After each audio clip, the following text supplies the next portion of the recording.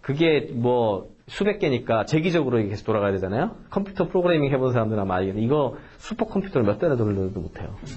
그렇게 복잡하다. 컨디션이 지금 뭐 3차, 4차, 5차, 6차, 방정식 6차까지만 가더라도 거의 계산 못 해내거든요.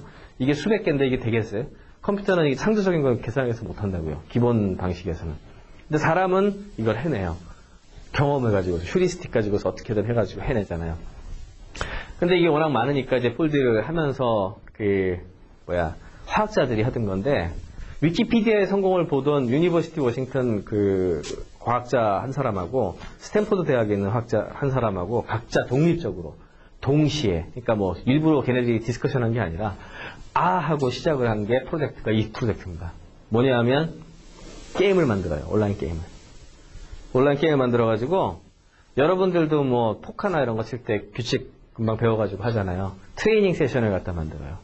그래서 이렇게 잡으면 이렇게 올라가고 저렇게 잡으면 내려가고 이런 거를 갖다가 할 수 있게 한 다음에 사람들을 많이 하게 하려고 딱 두 가지 요소를 도입합니다. 첫 번째는 우리가 아주 어렸을 때도 제가 게임 처음 만들 때도 그거 하나 만들면 넣으려고 했는데 하이스코어라고 해서 랭킹제를 도입을 하고 1등 하게 만들려고 점수 딱 넣어가지고 아이디가 있으니까 거기까지 했으면 조금 덜 중독적이었습니다. 길드를 또 도입을 해요. 그래서 예를 들어 포항공대 길드 뭐 카이스트 길드 뭐 보스턴 서울 뭐 해가지고 쭉 이 팀별 그 랭킹이 또 올라와요. 그러니까 이제 경쟁을 유도한 거죠. 오픈을 했는데 10만 명이에요. 10만 명이 일반인들이 붙어가지고 하니까 그 수많은 그 화학 박사들이 해서 또 몇 달씩 걸렸던 것들이 이틀 3일에 한 개씩 단백질이 풀려요 지금. 이게 2009년의 일이에요. 작년. 요와 비슷한 종류의 사례가 앞으로 계속 나와요. 계속 나오고 있어요. 지금도 계속 나오고 있고 생각을 바꾸라는 게 그래서 그런 건데 과학의 문제가 아니라 사람들이 십시일반한 힘을 갖다가 모았을 때 얼마나 엄청난 일을 할 수 있는가는 계속 고민을 해봐야 돼요. 그리고 그 인터넷 모티베이션을 갖다가 끌어낼 수 있는 동기의 어떤 불씨는 무엇일까? 그게 되게 중요한 거예요. 그리고 심리를 이해를 해야 되겠죠. 앱스토어는 왜 성공을 했을까요? 스티브 잡스가 아이튠스도 마찬가지예요. 이 친구는 진짜 우리나라 제조업체들은 생각할 수 없을 정도로 적극적으로 커뮤니케이션 합니다.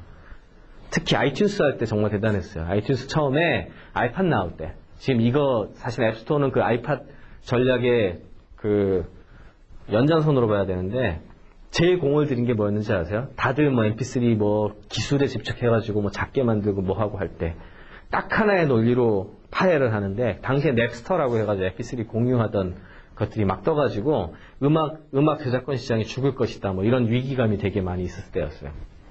그때 3대 음악 레이블이 어디인지 아세요? 소니, EMI 그리고 유니버설 이렇게 그 유니버설 뭔데 까먹었네. 요 세 군데거든요.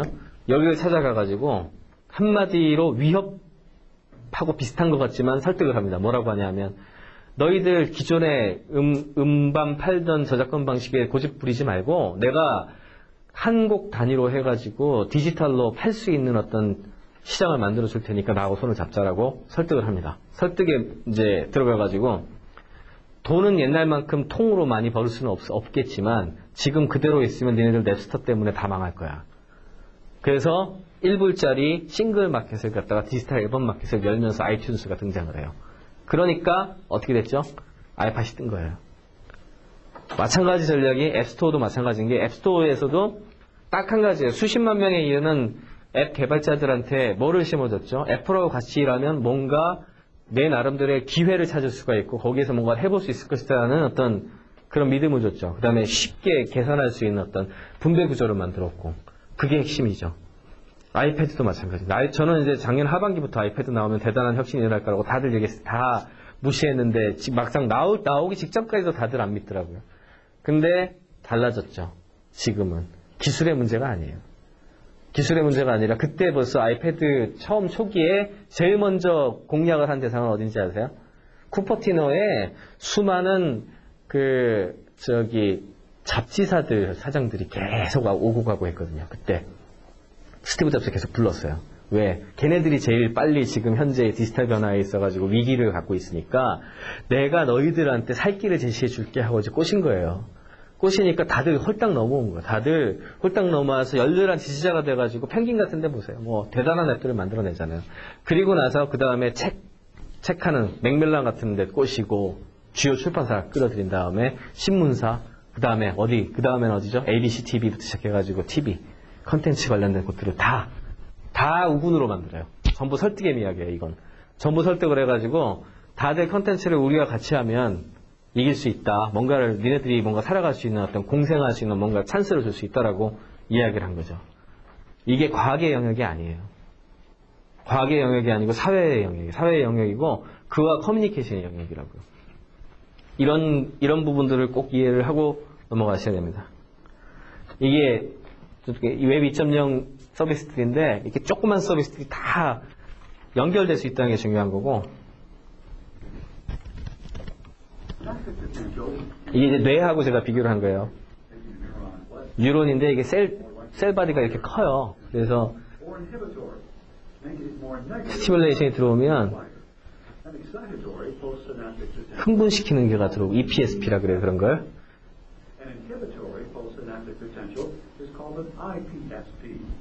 A synapse that produces EPSPs in the postsynaptic cell is called an excitatory synapse.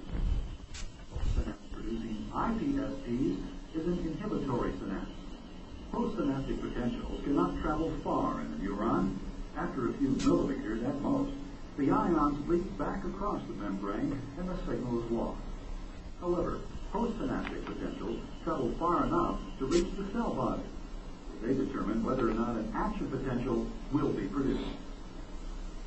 이걸 왜 보여드렸냐면 뇌과학을 말씀을 드리려고 해요. 이게 보면은 이게 우리 신경 구조입니다. 이렇게 레스팅 포텐셜이라 가지고 이렇게 파이어링을 하는 기본적인 베이스라인이 있어요. EPSP가 올라가면은 이렇게 흥분이 조금씩 돼요.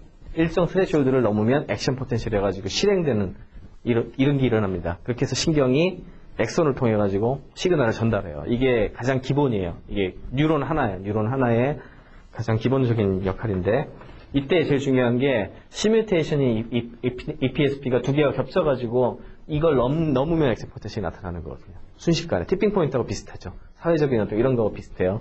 그래서 타임 윈도우가 굉장히 중요합니다. 어떤 것이 중간에 들어갔을까?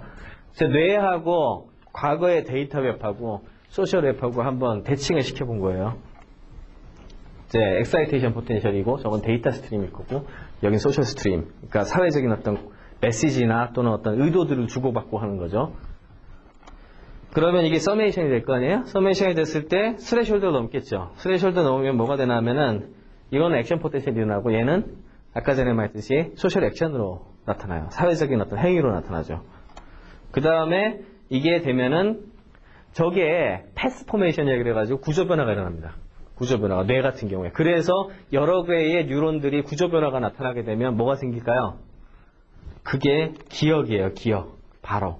기억이 그렇게 만들어져요. 길 트는 거고 저게 액션 포텐셜이 한번 가면 그 길에 더 잘 전도가 될 수 있도록 우리 그 길 걸어갈 때 여러 번 길 걸어가면 거기 단지패 있는 거랑 똑같아요. 그게 인간 뇌의 메모리의 비밀이에요. 그러니까 무슨 뭐 신경 자체의 문제가 아니라 길이 어떻게 만들어질까 하는 것이 중요한데 이게 또 놀라운 것이 저게 자꾸 나타나면 실제 단백질 구조까지 변성이 일어나는 쪽으로 DNA가 변화가 되면서 스트럭처럴 체인지가 나타나거든요.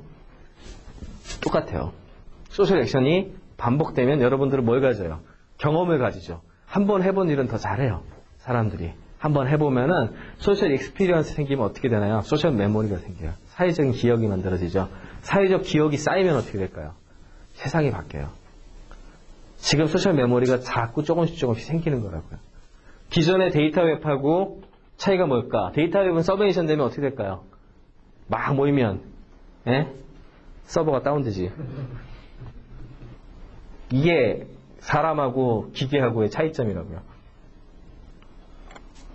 네, 요거는 이제 경제학까지 들어가니까 너무 저거 하니까 넘어가고.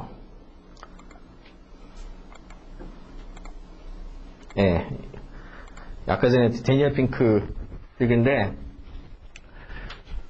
파워 오브 인터널 모티베이션. 이건 드라이브라는 책을 꼭 한번 읽어보세요. 그리고 이게 펑셔널 픽스드 니스의 창의성에 대한 테스트예요. 이거 되게 유명한 테스트인데, 초하고 핸들 프로블럼이라 그래요. 이거 하버드하고 MIT에서도 연구 많이 했던 거. 뭔지 아세요?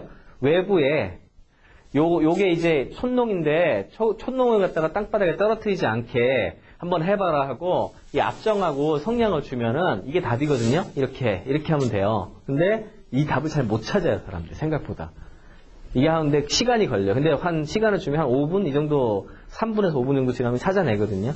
두 그룹으로 나눈 다음에, 제일 빨리 푸는 사람이 있는 곳한테다가 100불씩을 주는 그 외부 저거를 주고, 다른 그룹한테는 그냥 아무것도 안 주고 한번 풀어보세요 하고 그냥 가요.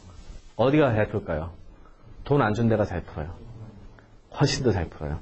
골을 갖다가 지적을 하죠? 그럼 사람들이 그 머릿속에 고정된 어떤 관념이 생기면서 창의성을 막아요. 그게 이제 그런 걸 펑셔널 픽스트니스라 그러는데, 외부에서의 뭔가를 주는 것보다 되려 내부에서 자기가 뭔가 풀어내려고 하는 그런 힘이 훨씬 더 중요하다는 거예요. 창의성 부분에 있어가지고. 그래서 인터널 모티베이션의 힘이라고 그러는데, 그거를 컬렉티브 인텔리전스가 가능한 가장 중요한 거는 그런 드라이브 포스를 끌어낼 수 있느냐 없느냐예요. 디자인을 할 때. 돈으로 생각하면 안 돼요. 생각보다 돈보다는 의외로 여러분들이 평소에 가지고 있었던 여러 가지를 뒤돌아보면 알 수 있어요. 내가 뭔가 모르는 어떤 그런 패션이나 에너지와 열정 같은 거를 갖다 끌어낼 수 있는 어떤 장치가 있느냐. 그게 되게 중요해요. 그걸 찾아내는 게 어떻게 보면 굉장히 중요한, 경영관리 쪽을 하는 사람들이라면은, HR 쪽을 하는 사람들, 그런 사람들이라면 그거를 진짜 열심히 공부해가지고 잘 알아내야 돼요. 그래야지 인재를 유치할 수 있고, 사람들은 돈 가지고 움직이지 않아요. 생각보다. 그보다는 훨씬 더 어떤 그런 부분이 더 강하다고요. 그래서 미래에 재능 있는 사람들은 어떤 사람일까? 크리에이티브하고 커뮤니케이션 능력 중요하고, 그 다음에 플렉시블 띵킹. 왜? 뭐 정보나 지식은 이미 인터넷에 다 있는데 그거 외워가지고 뭐 한다고 뭐 별 달라지겠어요? 그리고 상태가 계속 변할 것이고 새로운 것들이 계속 나오기 때문에 언스테이블 하거든요. 그러니까 그런 것을 갖다가 잘 견디고 굉장히 다양하게 적응할 수 있는 사람이 중요하고, 소셜 네트워크 되게 중요합니다. 주변의 사람들, 주변 사람들하고의 어떤 그런 네트워킹 하는 거, 커넥팅하고, 그 다음에 협상할 줄 아는 거, 양보하고, 얼마나 잘 협상을 할 수 있느냐. 그리고 공감을 끌어내는 능력. 설득을 해가지고 내 편으로 만들 수 있는 거. 그리고 그 밑에 있는 거, 심퍼시, 이모션, 감정, 그 다음에 하이터치어빌리티가 되게 중요해요. 노는 것도 되게 중요해요. 왜? 앞으로는 생산성 계속 증가할 거기 때문에, 산업의 양상이 그 제조화라든지 직접 뭔가를 만드는 것보다는 노는 쪽에 대한 포션이 계속 커질 거예요. 그쪽에서 계속 산업이 또 돌아갈 것이고, 그러면 놀아보지 못한 사람들은 노는 방법을 모르니까 되려 그런 사람들한테 재미를 주기 힘들어요. 그러니까 노는 것도 잘 하셔야 돼요. 그러니까 너무 공부에만 매달리지 말라고.